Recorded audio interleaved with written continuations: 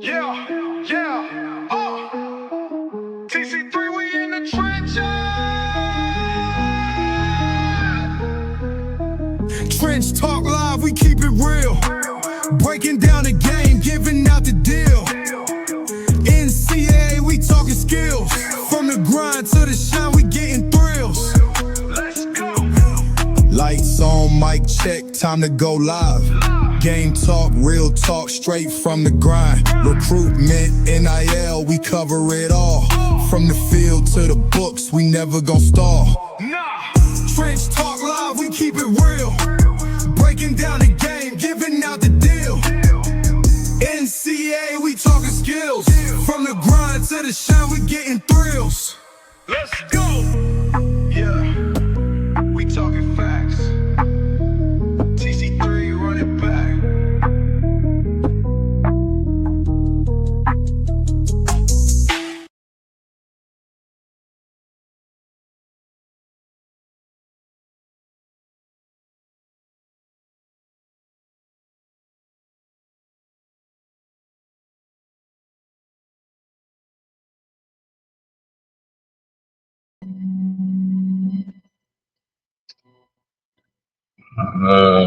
Hopefully everybody can see me. Can y'all see me?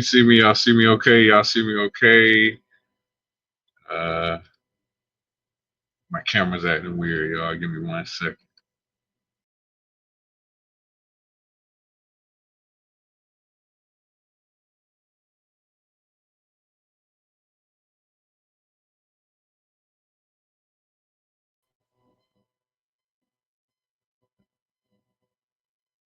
All right, y'all can see me okay?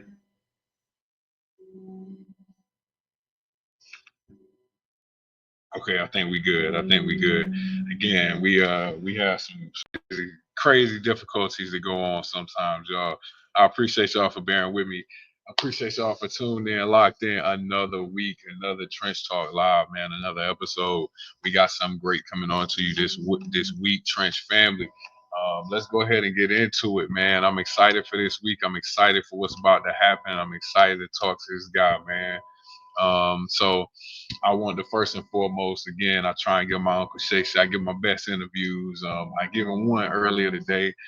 Believe it or not, Lions linebacker Alex Anzalone talked to some young men. I had to give my Uncle Shay on, so I'm gonna try it again. I'm gonna give my best.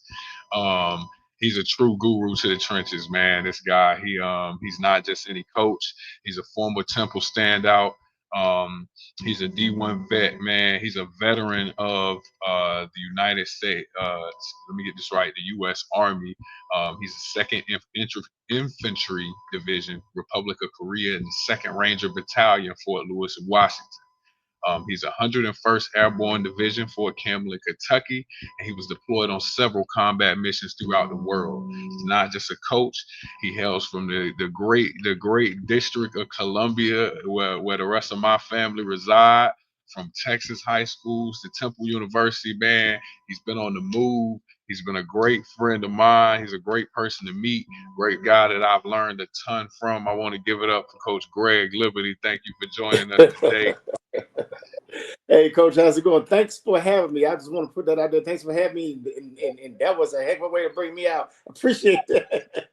Hey, look, I told you I try and do my best. I try to give my best Uncle Shay impression, man. Right, he do the intros right, man. He do the intros right. He bring everybody in right, man. So I try to do it. So how you been doing, man? I've been good, man. Man, I've been good, man. I've been good. You know, off season, you know, just trying to shake and bake and make some things happen. Definitely. I know how that go. Yeah, man. I know how this time of year is the deep breath you take before the season get going a lot of times. Yes, indeed, man. You can almost smell it in the air when it comes to end of June. You can smell ball in the air, fall campus around the corner. It got an odor to it. And it gradually catches you. It gradually catches you. By the end of July, you're gonna start. Okay, it's my ball. When August hit, you're gonna smell it in the air. If you don't, something ain't right. Absolutely, man. Look, I know all too well right now. I'm at the high school level, so walking in that locker room, you literally smell it. Literally. It is a smell. But man, it's an exciting time for us, man. For those that love ball, for those that love the trenches, the offensive, defensive lines, man. It's exciting for Yeah. us. Yeah. We get tired of seeing, the game played in what I call underwear and the shorts and the t-shirt. We want to, Yeah. we want to see cats, get out there and get active and get the Mm-hmm. pads on and get the Yeah. hands on people. Yes. 'Cause that's how the game is played. That's how the real deal is handled, man. So Absolutely. it's like you said, it's an exciting time for us all. So man, let's jump into it because again, I try to my main thing is, again, as a representation as a whole, we as black men within the game of football, we represent the majority as far as player. Yeah. However, we represent the minority in terms of coach, especially in certain positions. Offensive line is we few and far between. In defensive line, you'll kind of see the trend of going in and out. You'll see, some teams don't ever have a brother defensive line coach, and the Yeah. other teams, like, they don't believe in hiring nobody but a black line coach. So it has its ebbs and flows to it. But I always try and highlight, those that have been in the game and show the essence of longevity. But not only that, but just being different and cultivating it a different way and having a different story. Yeah. Each and every time I felt like we was at the All-Star game and me and you would talk, it was like Yeah. you would drop a new little gem on me, and I was like, man, I didn't know you was in the military, man. Okay. Yeah, man. Life has been interesting. Yeah, let's talk about your story, man. Let's start from the beginning, man. So, Okay. walk us through the beginning, where you want to start, where you want, your the humblest of beginnings that you had. All right. So after high school, the Forestville High School is right outside of DC. It's Prince George's County. It's no longer open. I got there going to my ninth grade year. DC had started the gentrification way back then. So I didn't realize that half my neighborhood was going to leave from Southeast DC and be over in PG County. But I ran into a lot of my friends from elementary and junior high. I ran into them in high school. I'm looking at them like, what are you doing over here? We moved too. So that was a heck of a summer. That was my introduction to gentrification, but I didn't know gentrification 2 years later. When you look back on it, be like, wow, my old neighborhood's changed. And my neighborhood in PG County started looking more like the neighborhood we left in the Southeast. It was a trip, but I played ball at Forestville High School for Coach Eric Knight. He is in the Maryland High School Athletics Hall of Fame. He was inducted, I want to say 4 years ago at the University of Maryland College Park. It was an awesome event. From there, I went to Temple University. Played outside backer. When I got to Temple, I was recruited by Coach Bruce Arians and his staff. Those guys went on to do great things. I'm still in touch with Coach Arians from time to time, but also on that coaching staff, we had Nick Rapone, who's the safeties coach at Tampa Bay now. We had Kevin Ross, who's a Temple great. We had Todd Bowles, who's a Temple great. It was just a good deal, good atmosphere. Played ball at Temple, loved it, met lifelong friends. Went through a couple of injuries, but back then, you go ahead, you get your operation, you come back and play, right? Yeah, yeah, 100%. Do your rehab, you come back and play. During the off season, you get all that done. From there, that's when I went to the military. I actually was taking ROTC classes all through high school. My first year of college, I was on ROTC. I took some ROTC classes, and that kind of faded out because football is a busy sport. And since I was on football scholarship, it was just my benefit, and I loved the game to go ahead and go to ROTC, focus on football, play some good ball up there. I would say my sophomore year, I was top 5 in tackles. The first game of my junior year, I tore my ACL, MCL, PCL, meniscus against Alabama that year. It was the first game of the season. I rehabbed all off season, came back my senior year, eventually got back on the field and, I was doing my thing. Rehab well enough. So, I did pretty good. From there, I went on active duty. I went active duty Army from there and had great experiences there. And to be honest with you, if it was today's Army, I would never got in with the surgeries I've had. But back then, hey, can you duck walk? Can you bend? Okay, he's good. Sign him up.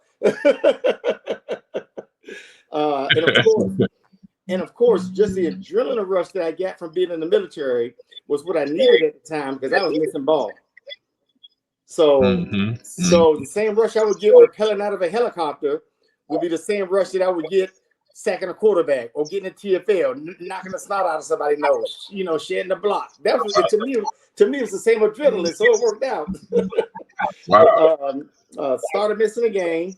When I got to Fort Campbell, I linked up with Coach David Martin at Good Pasture High School, and I got on board with him, and to this day we have a great relationship. He's in the Tennessee Coaches Hall of Fame.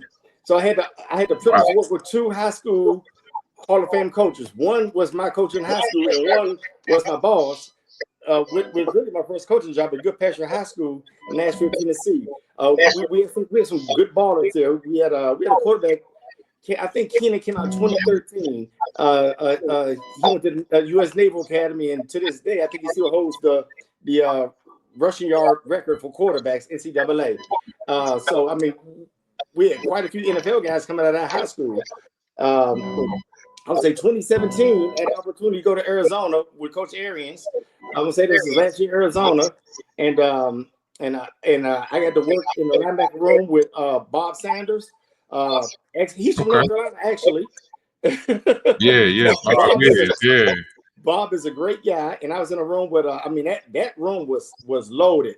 They had Chandler Jones, they had Marcus Golden. I mean, they had some dogs in that room. Dirty, my guy, man. Dirty, good people. Yeah, man, he's a good dude, right? Yeah, so being in the room with those guys was amazing because I'm fresh out of high school coaching, so it was a different field work with them because versus the high school kids where you have to coach them up or call them to the side and it's 2025. Sometimes you try to coach your kid up, he may say, "What you mean I'm doing it right?" Or it may give you some pushback, right? Whereas Chandler, Marcus, Kareem, them guys will come and ask me, "Hey, coach, how did that look? What could I have done better?" At the reps, if they go on every 3 reps, between them reps, one of the guys they come back and ask me, "Hey, how'd I look? What can I correct?" Versus the high school kids I've been working with, they say, "What do you mean? I was doing that right." Now it's a difference. It's a difference from the levels. They want to be coached. They want to be coached. Yeah, absolutely. So that was a great opportunity. Spent a lot of time in the special teams room with Amos Jones. He was special teams coordinator in Arizona, and he was also my special teams coordinator at Temple University as well. He actually spearheaded my recruiting. Him and a guy named Coach Mosley, Earl Mosley. Now Earl Mosley is in a Delaware Coaching Hall of Fame. Believe it or not, he coached high school before he went pro. So I've been surrounded by great coaches throughout my life, throughout my career, really. Now, so from Arizona, the business. Hey, look, it's 2 types of coaches. I mean, those is fired and those is gonna get fired, right? So 100%. So I'm out looking for a job, and I run into a guy at Teal College, and oh no, he invites me up, and I kind of figured he was on his last leg, but I went up there, and it was a good time. I worked with the D line up there, and those guys wanted to learn. They hung on to my every word. They tried to the best ability, and this is D3. They tried to the best ability to do what I asked. I mean, they're gonna be what they're supposed to be. It may not be the prettiest thing, but they were there, But after that, the staff got let go. wound up at Sam Houston in a analyst role where I work with the special teams and the linebackers, outside back specifically. I enjoy working with the rushers. You got to see, but I'm good with the inside guys too. And that was good. And from there, I wound up at East Texas Baptist University. Work with the linebackers, D line back and forth. Somebody knows, D line kept calling me. So that was good. And COVID hit, and once COVID hit, the world was just crazy. So we weren't playing ball at East Texas Baptist University that year. So I had a chance to go back to the high school level and work at my son's high school up here in Conroe, the Woodlands, Texas. It's called the Willis Christian Academy. And we made a run. We made a playoff run. Yeah. Coach Holas was the coach and AD there. And, man, we set it up and we rode the best we could. Great kids, just thoroughly enjoyed working with them. To me, that was like one of those once in a lifetime situations where, you're going out there and you're going to compete, you're going to have fun. It's at my son's school. So, it's one of those opportunities they just don't come too often when you get to work at your son's high school. So that was amazing. After COVID, I wound up at Rice. Coach Smith, Brian Smith, just responded to me one day. He asked me, "Hey, look, are you in town?" I said, "Yes." Went there and they interviewed, and for the past 4 years, we've been rocking and rolling down there. My first year, I worked with the linebackers directly with Coach Smith, and after that, I was with the D line. I was the recruiting coordinator. Once I got to the D line at Rice, it was amazing. I got to work with Coach Cedric Calhoun. He's very skilled at what he does. He's very well known in the industry. I learned so much from him. Coach Calhoun had inside guys. I had outside guys. Or we can go peanut butter and jelly. You go inside. I take the outside. We go rice and gravy. Yeah. I take the outside. You take the inside. How you want to do it? Definitely. Yeah, man. So like I want to say my first 3 years there, we put a guy in the NFL. We had an NFL lineman. Just thoroughly enjoyed my time there. This past season, despite our staff being let go, we still finished number 34 overall defense. Wow. And I'm not slighting the secondary, but it's because of what we did up front. Okay. We all know that them guys get some crazy throws that's a little easier to catch when a guy is off platform, falling, trying to barely get the ball off, man. Right. We affect that throwing platform up front a little differently. So right. We attribute the picks to man, yes. Look. Tell us thank you once you get to the sideline with the ball. Tell us thank you. We appreciate it. Anytime. My pleasure. Definitely, man. Definitely. Coach Calhoun and I had a saying: the D line is the tip of the spear. We can live and die by what goes on up front. That's just what it is. 100%. 100%. The first thing that's gonna hit is that D line. So if you locking and shocking, then we in business. If you ain't locking and shocking, you're gonna look up and you're gonna be like, dang, man.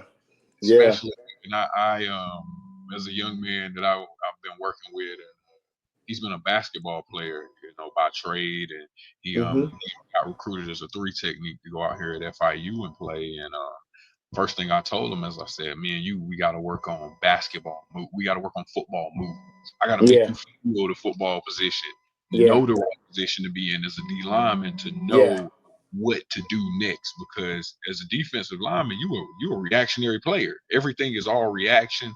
How you do it, when you do it.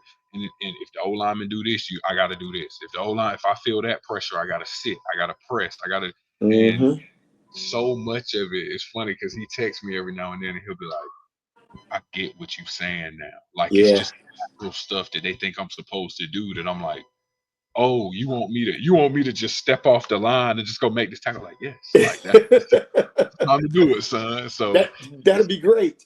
yeah, like that would be wonderful. You've done the hard part. You look, you done lit. You got him Right. standing up on his toes, like Right. just run and go make the tackle. But That's right. That's right. no, it's interesting, with all your stops, man, and again, I've had the privilege to be around you and hear you and kind of see you as a coach. But in all your stops, what would you say has been the biggest gem in terms of like it's for coaches, just the biggest gem that you've really gotten from him and from who? Um, you know, a lot of people, hearing that, okay, you played for Bruce Arians, and let me be the first to tell you, I played for John Latina, who is a Temple Coach tough. Latina, I love Coach Latina. Listen, man, Coach Was Lat. Coach Latina still telling dad jokes back then when you were with him? Listen, dog, that joke didn't change. There's nothing. Listen, I call him to this day. He's Nice. not changing. Lats is Lats, Nice. dog. I love him to death, though. That's my guy. Mhm. That's my Good guy. stuff. Good And, stuff. and that's one thing that I can say. That's one thing that I can attest to, and that's what I was gonna say is Temple is Temple, man, and Temple gonna take care of Temple, and Temple gonna Yeah, look out for Temple, and that Temple tough is not it's not a game, it's not a joke, it's real, for and the sure. guy, and I'm out there. I'm actually going to Bill Walsh with Tahir Whitehead. Mm, Linebacker to play there, and Tahir same way, tough, yeah. about his Oh, yeah. business, on top of his business, on top of making sure he do things on time, do things a certain way, and he it's people hear that and they hear the Bruce Arians and they hear the different places you've been and the different guys you've been around. But like I said, what has been the biggest coaching gem that you feel like you've got for For coaching? me, it was my experience at East Texas Baptist University. I got to work with some very talented kids that needed coaching. When you're at the D3 level, you're really working, because you got a lot of kids there. Well, don't get me wrong, I've coached kids at D3 that can play FBS, FCS level, but a lot of the kids, they can need your time, your energy, and they're gonna need you to coach them. So you learn things like technique to ground one, stance and start, reading your key, reacting to your key, getting off block violently. These are steps that we're taking, okay? Transitioning from run read to pass read.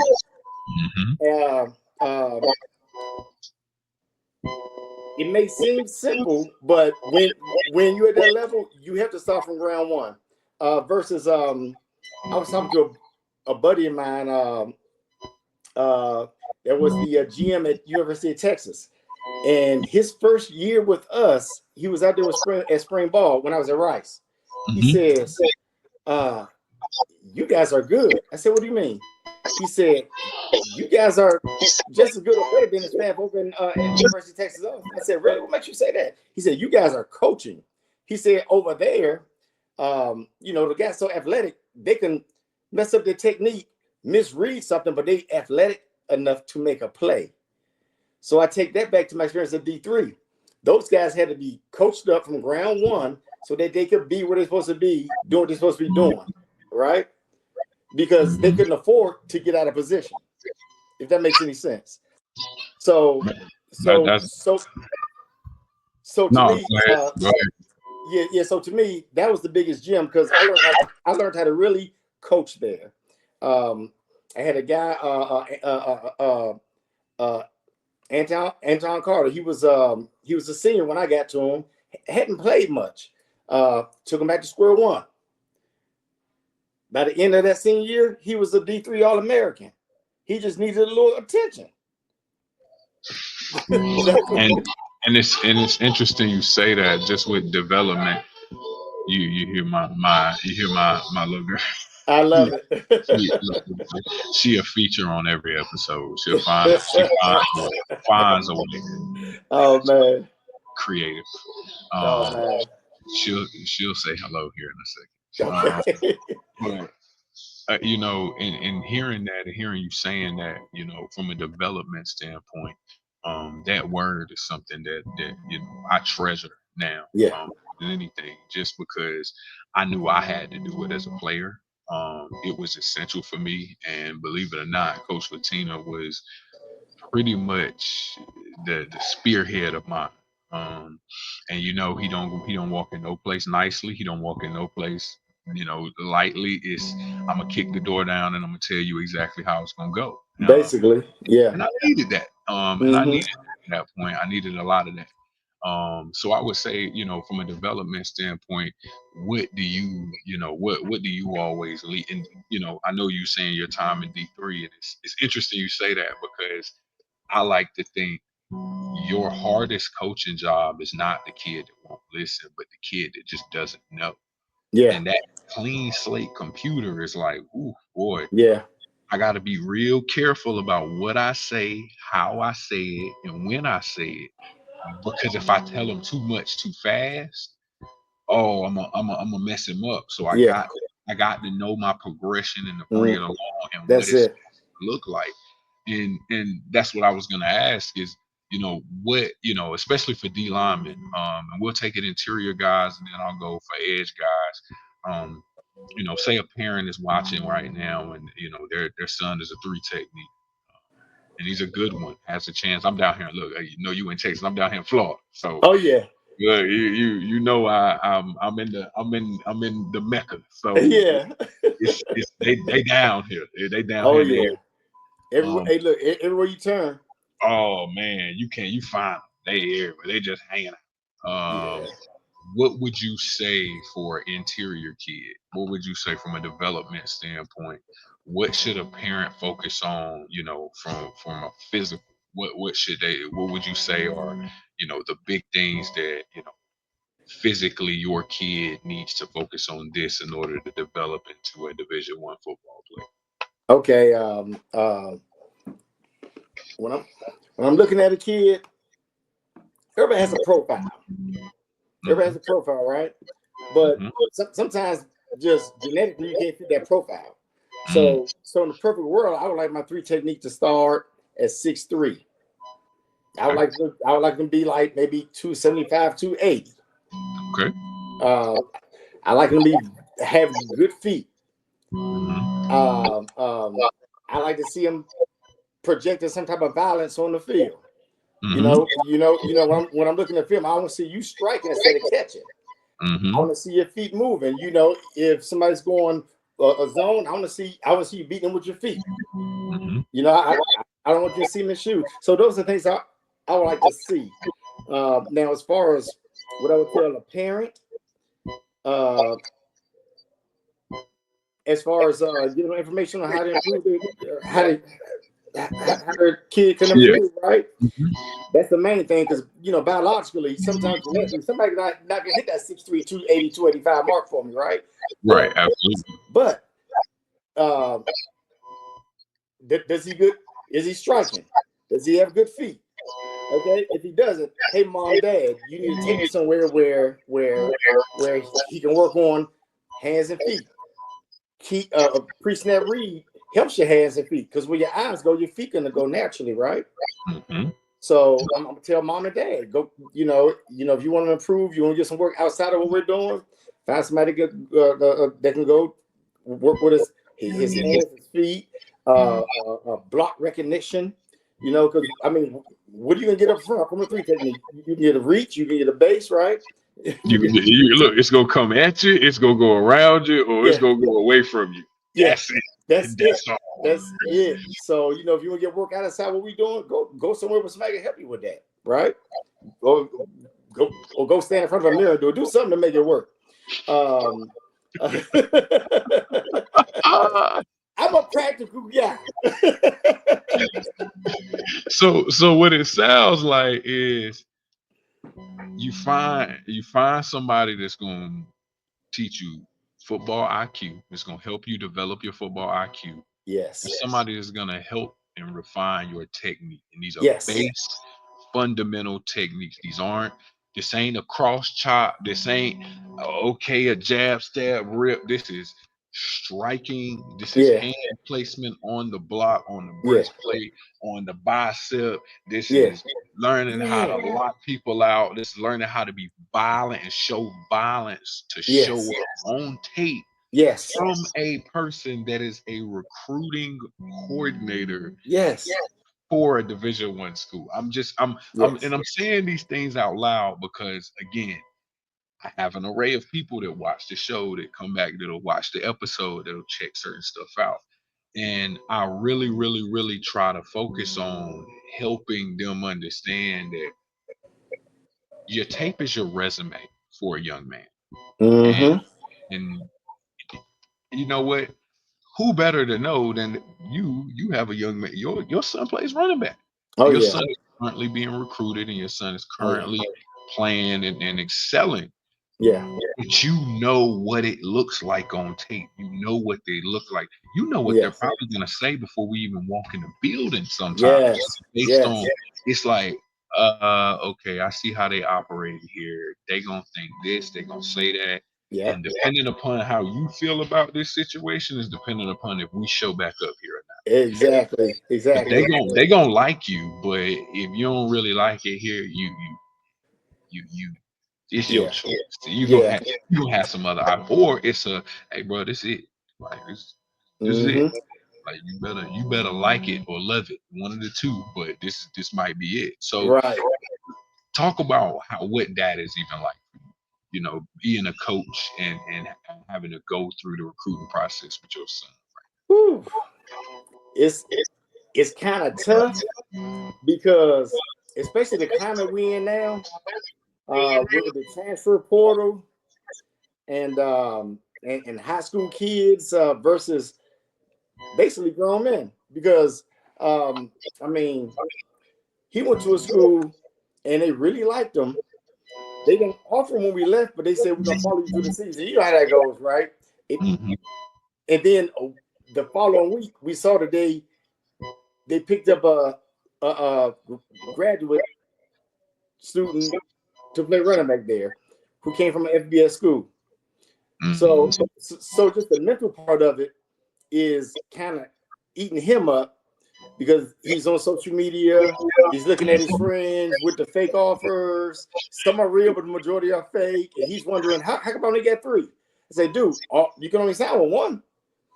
So it's stressful to watch him go through this. And as many times I can tell him, look, watch your lane. Stay off of social media. Just keep working. You're gonna be fine. Don't worry about what they're doing. You worry about what you're doing. So, we were to camp last week, and it was probably about 800 kids there. Out of that, it was, I want to say, 50 running backs. So he went there and he excelled. He was invited to this camp. He was one of their guys, mind you. And he went and excelled and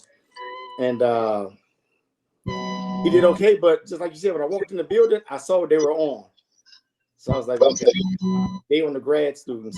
He's going to one tomorrow. We actually leaving tomorrow to Northern Colorado, and that is open to portal kids and JUCOs as well. So he just turned 17. He's competing against grown men. So it's kind of hard to watch, but I think I got his head to the point where when he hit the camp, he's to the point now where he's like, I don't care, let's ball. Mm-hmm. Right? Mm-hmm. But I think it is good that I kind of know what I know. So when I get to a space or I talk to a coach, I can kind of read through what I need to read through. That makes sense. Because that is to be honest with you, it's crazy to think like the positions you've held, been a part of, went through the process, were a productive player, did well, played at Division I level, and it's like you would think your own kid would look at you and be like, you tell me, like Yeah. you tell me, but they don't. Like they Yeah. don't, and as boys, and I got an 8-year-old myself. Yeah. They don't. They think I Yeah. got it, and Yeah. humbling moment, Yeah. um, that humbling moment actually, and what you're speaking to is it what you watched is it created a competitor. and it created a extra fire in a competitor. Because again, you know your son, that's your son, that's yours. You know, okay, he'll compete, but to watch that light a different flame in him, and it's like, ooh, like, okay, you don't care who at these places, at these camps. You ready to ball, you ready to do it. Yeah. So when you and what I'm getting at now is kind of when you get to when y'all do get to some of these camps, and you know, you do kind of see him as a player, and even, you know, in your journey in recruiting, in the portal and NIL and kind of how it's going, do you feel like this is creating a better athlete overall, that enters into the NFL, or do you feel like it's coddling and it's diminishing the final product that we're actually seeing on Sundays? I think it's doing a little bit of both. On the building a better competitor, they're going to get some top-notch competitors because of the fact that you get guys that's getting second chances in a sense. You know, you get some guys who may go P4, very good G5 schools, top-notch FCSs. You know, you can get those guys that you can get the guys from the P4 to P5 that are going to trickle down to the top-notch FCSs, to the G5s, to the G2, to the Division 2s, all the way down to Division 3. So just when we go down, they're going to come up. So you got guys coming down from the P4 top tier G5s that's coming down, whereas you get guys coming from D3, D2, FCS, G5 that are working their way up. Yeah, absolutely. So, and the guys that make their way up, when they get there, you got yourself a dog because he went through the fire. You know? Man, dog, some of these, and it's crazy when I see some of the, even when we be at the All-Star game, and I'll see a HBCU kid, but I don't know what HBCU came from. Like, you played there? Yes, sir. And you here? And you here? Yes, sir. Son, come shake my hand. And he'll look at me and he'll look around and he'll be like, just so everybody else know, it ain't easy. It ain't easy where we're coming from. And it's like, man, dog. And you were a standout. And to know you ain't got no resources, you got nothing.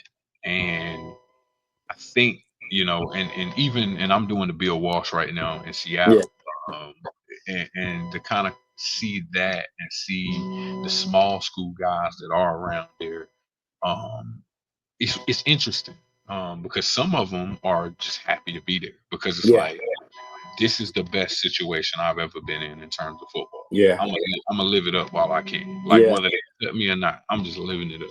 And then you got the small school guy that's in there, and it's like every day he operating like he's still at that D3. Like still, like, don't nobody want him. And it's like, man, dog, like you might be the best player on the team. And it's like, but that's the only mentality that they have. And that dog is created. You know what I'm saying? Man. It's created in this game, and the uniqueness in it all. I have an example of that too, Coach. A few years ago, we played Charlotte. And they had a receiver they got there from Miles College, and he went from Miles to Charlotte. Now, when I looked at him on film, when I was breaking down the film the week before the game, I'm like, okay, he slipped through the cracks because he shouldn't have been in Miles. No, he was definitely a Power 5 receiver. He was about 6'3", maybe 200 pounds. He's with the Packers now, going into year 3. Last name the Boys. Really? That kid started out at Miles? Started at Miles. And I talked to his coach, his old head coach. I bumped into him at the conference, and he told me a story. He was at Miles. He came through for a workout. About halfway through the workout, Coach said, okay, I've seen enough. Signed him. He played, tore it up for 2 years at Charlotte, I want to say. He's with the Packers going into year 3 now. As I say, if you make it up, if you make it from there, you're gonna be a dog. I'm telling you, man. I'm telling you. That's why every year I kind of peek at that FCS bowl and I'm like, it's one of y'all. Every Yeah. year it's one of y'all that Hmm. do something. It's like, oh, he different. He did. Yeah. He just like you're saying, he slipped through the cracks. Yeah. And it's it's hard explaining that to a parent because it's like what slipped through the cracks and your kid just not good enough. Yeah. Look, slip through the cracks is we missed. We Yeah. thought we seen everything. We thought we known about everything. We thought we heard of everything. And then out of nowhere, boom, Yep. this whoa, like, where did this Yep. kid come from? Not good enough is Yeah. he ain't dominating. He's not dominating the talent at the level he's given. And you talk about those risers and those kids that go from the Yeah. bottom and go from D2 Yeah. D3. Um, when you know when you were especially when you were at Rice and I know all too well y'all kind of had the Duke issue with the academic part because Oh, big time. they ain't covering it academically. It ain't happening. Right. And they not coming off that academic standard at Rice. Good luck. No, They they not doing. Yeah, we look. I know that. I know that way too well. they That is. wanted they wanted top 10% of the class. They Mhm, wanted 3.5. mhm, They wanted 3 APs. One had to mhm. be calculus. And if you took pre-calculus in 11th, you better take calc in the 12th, or they're gonna they're gonna think you were running for rigor. They look. Duke won't quite that. They won't quite that strict. But them jokers wanted top 10% and 3.5 at minimum. Yes. That was like Right. that was like a Right. gimme. It was like good That's grief. just to start the discussion. I'm telling you, and I'm sitting there like, man, I'm taking an extra one. Like, look, I need this. Like, I gotta get in. I gotta find a way. Like, how Right. do I get in?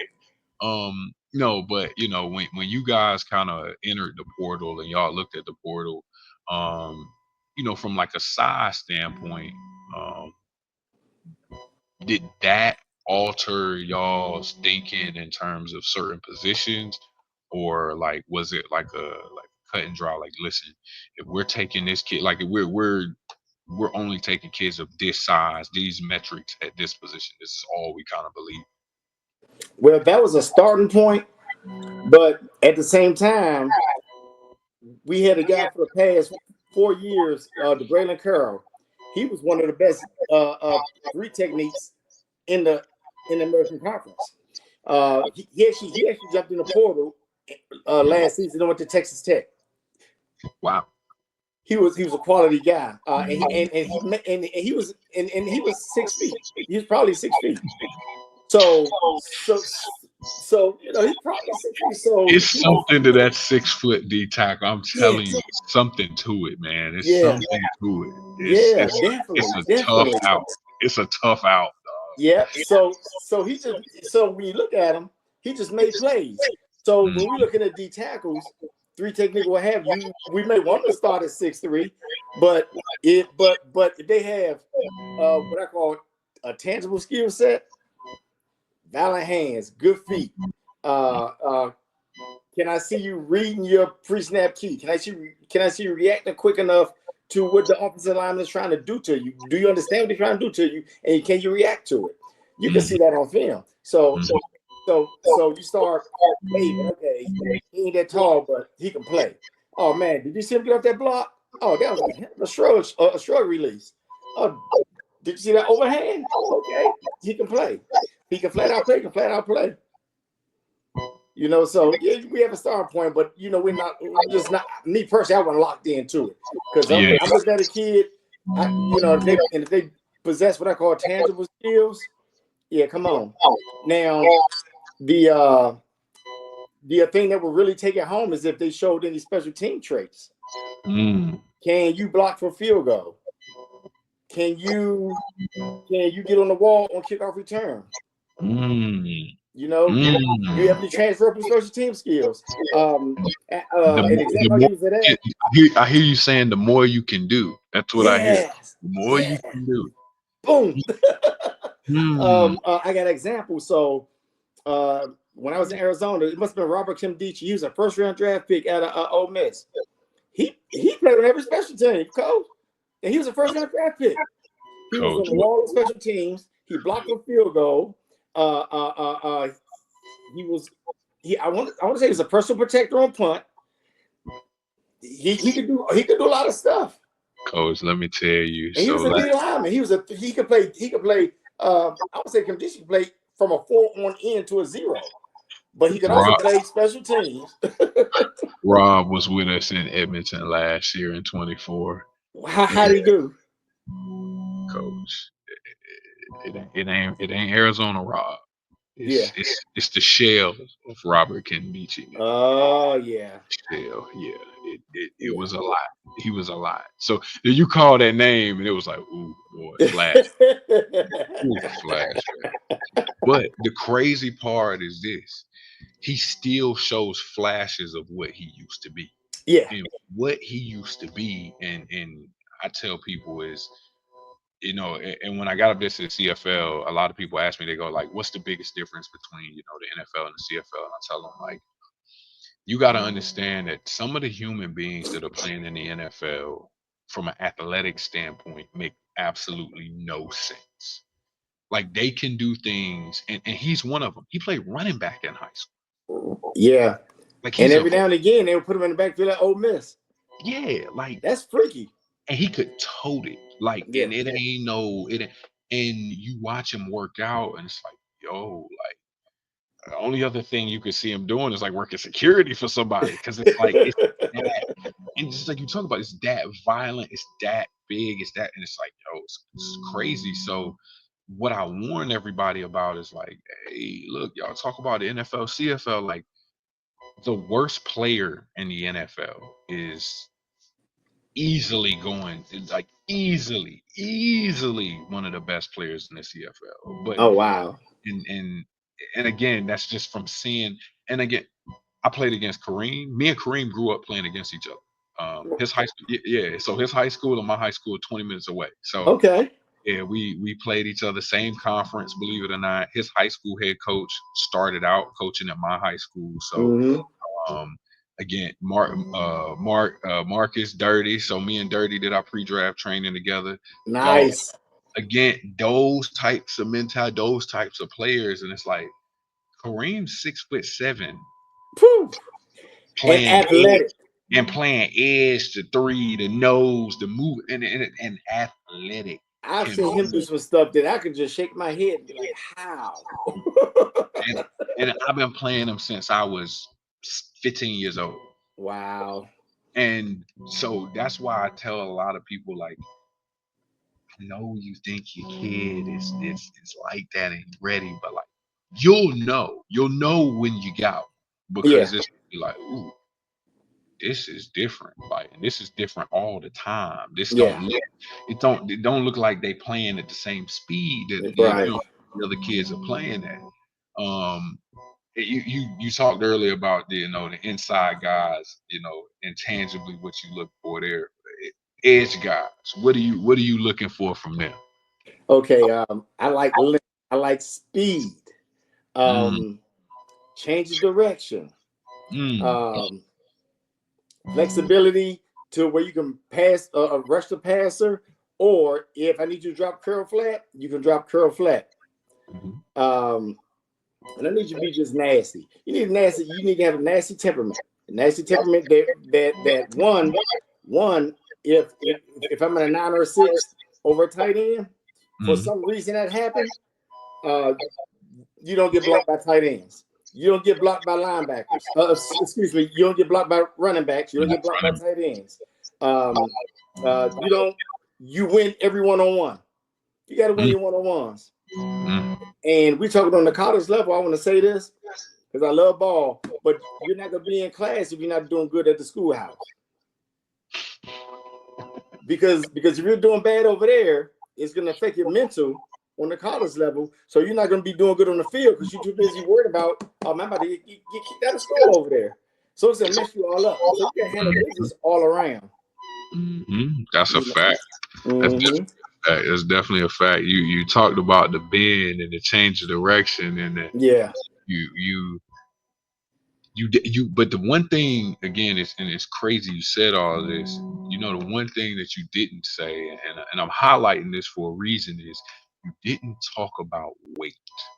You didn't talk about, oh, a kid has got to weigh this much or that much. yeah, And the reason I'm highlighting this is because we know all too well, we see the parent every year that is trying to force their kid to put on weight, put on weight, put on weight, and it makes the kid get stiff because they lift a bunch of weights and they try and eat their way up to a certain yeah, weight.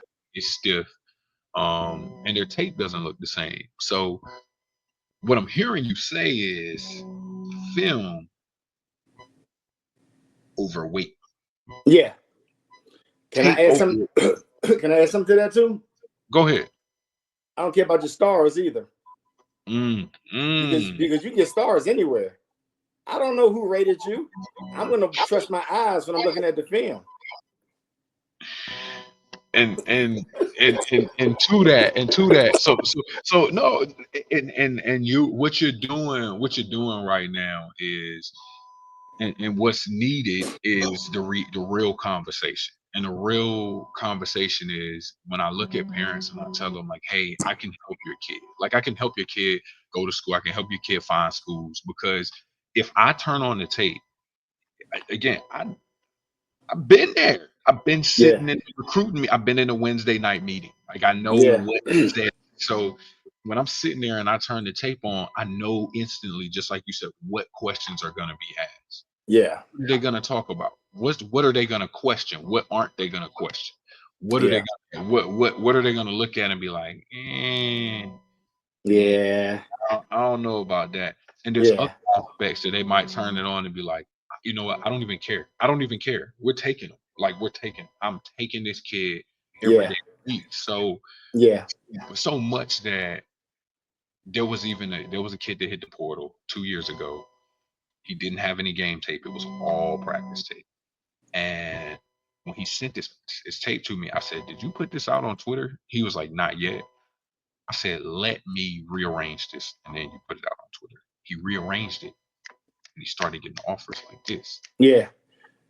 And a coach called me and was like, "Hey, man, I'm telling you, whoever did his tape was smart because they showed me exactly what I wanted to see first." Mm, And I said, "Coach, I did his tape."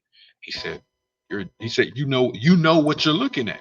mm-hmm. And it's the simple fact of, why not work with people and talk to people who literally are doing it and know people that are doing it. If I know Yeah. what you want, if I'm texting you and I'm going, "Hey, what you need this year?" A edge. Mm-hmm. What kind you need? Yeah. I need a kid that's about 6'5", by 6'5", that can bend, that can run, this violent. Okay. So if I Yeah. see a 6'1" kid, I'm not gonna call you. I'm not gonna call you. I'm not gonna Yeah. call you a 6'1" kid. I like that. I like that. You save everybody time. And everything you said is what I kind of touched on earlier. He's showing tangible skills and traits to play that position. That's it. That's it. That's it. And I don't I care just what level he was on. If you show him, if you can bend on any level. If you can get off, you get off any level. that's it. It's tangible skills. If you violent at the point of contact, you can be violent at the point of contact on every level. Those are tangible skills that transfer wherever you go. That's my opinion. No, it's valid, coach, because and the reason why I'm hammering this the way I am is because, like I said, what I hear time and time and time and time and time again, and that's, I go out and I do camps and I train, and I love the high school group. I love them, and the Mm-hmm. reason I love them is because I have to have the hard conversation with them and their parents a lot of times about their Yeah. planning ability and about their Mm-hmm. metrics of where they're at. But I also, every year, I'll get one that will go somewhere and get attention that he didn't think he would, that I Yeah. already told him he was probably going to get. And Yeah. he'll be like, "Coach, how do you know?" And I go, "I know what they're looking at." So Yeah. I'm driving this because it's like every year I get questioned, and every year it's the same thing over. And in Texas, it's even more. It's just as saturated as it is Yeah. here in Florida, where it's like, Yeah. man, you're not just competing against kids over here in this county. You competing against kids all across the country, Yes. including Yes. the JUCO, including the prep schools, Yeah. including the portal. So you get where you can get, and you're gonna have Yeah. to ball out on film where you at in order to move and maneuver up. Yes. Like otherwise, you can't be picky. It ain't no I'm mad because I didn't get a D1. Like, oh man, that D2 might be your only door that opens that gives you the opportunity to move up to a Division One. Right. Right. You know what? I've been having conversations with parents and players. I've been having a conversation with my son. I said, son, about 2 years ago, I can see you at a FCS, high level Mhm. FCS. Right now, we don't know, but the D2 offer you got is a good offer. It's a good offer. Go, graduate, develop, and see what happens after that. Because Telling you can work your way out of it. you You can. work your way up. You can definitely play your way. You can definitely play your way up. You can Yeah. definitely do that. So Yeah. Yeah.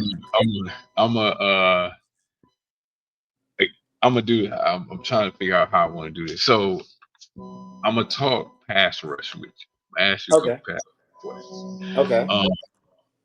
And again, this is me. I told you, I'm an offensive lineman. I played it. That was my only position. I wasn't gonna chase the ball. That was just out of this gonna happen. I was gonna get a loaf, and I knew it. But in essence, with all of that, I love coaching. Defensive line. I love it Mm-hmm. to the point that whenever when we at the game, I'm over there listening to you, watching you, because I'm like, Mm-hmm. what's he telling? Like, is he looking at? Okay, yeah, I saw that. I knew what he was doing. Yeah, all right, yeah, we tell him same. we vibe at the game. We definitely Yeah, like vibe at the game. man. By the time you about to say it, I'm like, oh, he saw it too. He saw it. Okay, we right there. We definitely vibe at the game. It's a lot of fun, man.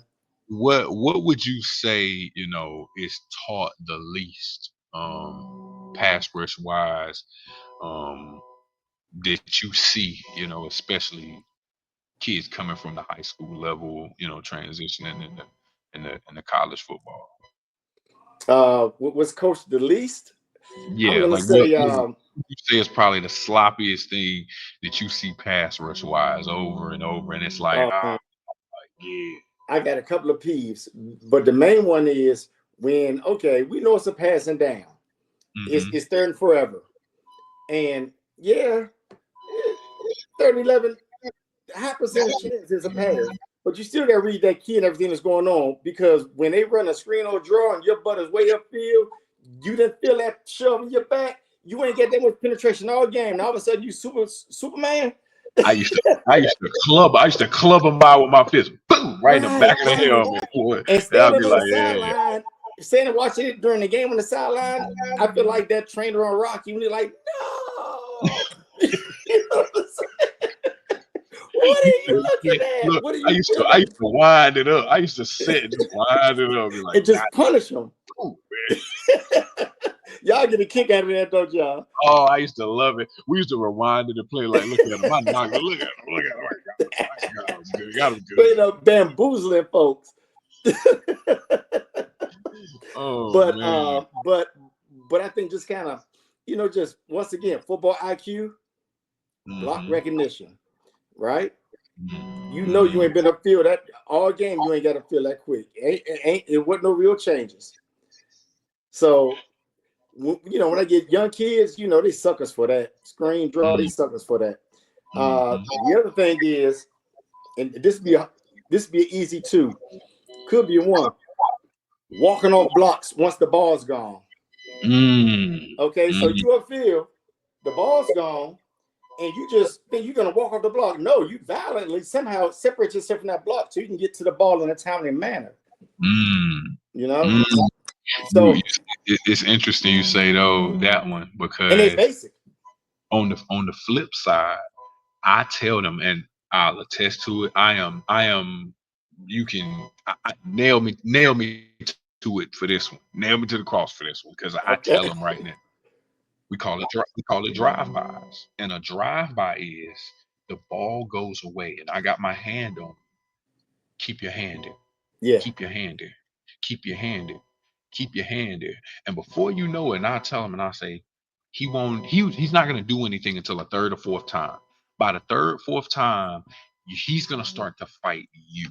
In the minute that he takes his thinking and his mental from the guy with the ball to you, we've won. That's one less. They playing with 10. They're not playing with 11. Yeah. He Yeah. not covering the gap. He not getting to his stunts. He not trick. He's worried about you. That's a dirty O-line trick. When me and my son watching games, my son an offensive wire dude. That's my statement. I said that's another dirty offensive trick they play. Hey, listen, and look, I call D linemen single digit test scores. Cover your gap. Find the guy with the brown thing. Cover your gap. Find your guy with the brown thing. Easy, simple jobs, man. Simple jobs. But that's why I go over there and coach, because I go, look, we're not gonna make this hard. Right. He's either gonna try and reach you, he's gonna try and base you. Yeah. He's gonna block down and away from you, or he gonna pass protect. That's it. You get. That's it. You're not getting anything. That's it. Read and react to your key. If it feels just like you said earlier, if it feels false, it's because it is. Yeah. If it don't feel right, it's because it ain't. Fight pressure with pressure. That's it. Let's get off the rocker. Let's make this thing shake, man. Right. Get off the rock. That's football in its rawest, most loved form right there. That's it. Get off the ball, baby, and strike somebody.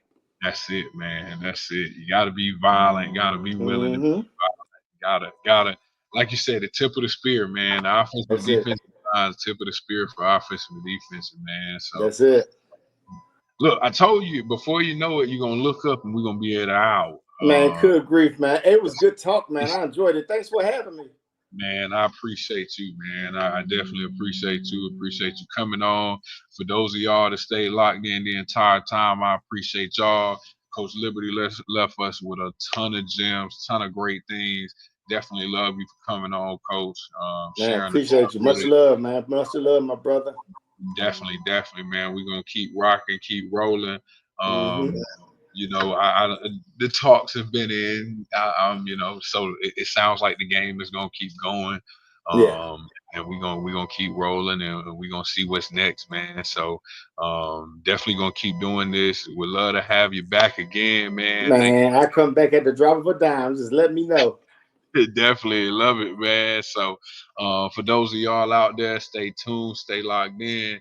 We're gonna get in another episode next week. We'll have our next guest on. And for those of y'all that don't know, man, I have been in Seattle doing this internship with the Seahawks. So that is where congrats on that too, by the way. Appreciate it, man. I appreciate it. I'm learning a lot. Soaking up a lot. I'm gonna do a little episode eventually, kind of break all it down and talk about the stuff that I've learned. And it's just, man, it's been a great experience, man. It's been a huge blessing to be out there and be a part of that. So without further ado, man, I definitely appreciate you coming on. Appreciate y'all for being locked in tonight. Until next week, appreciate y'all. Real talk, real trenches. This is Trench Talk Live. Thank y'all. All right.